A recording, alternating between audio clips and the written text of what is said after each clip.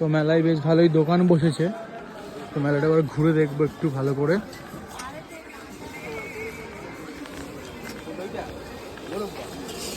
এদিকে অনেক দোকান টোকান বসেছে,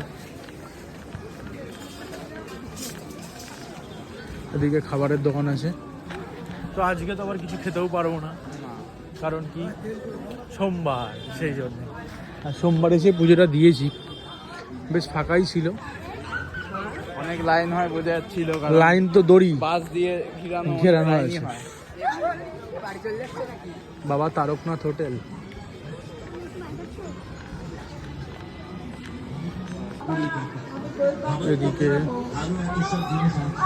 এদিকে বাচ্চাদের দোলনা টোলনা রয়েছে।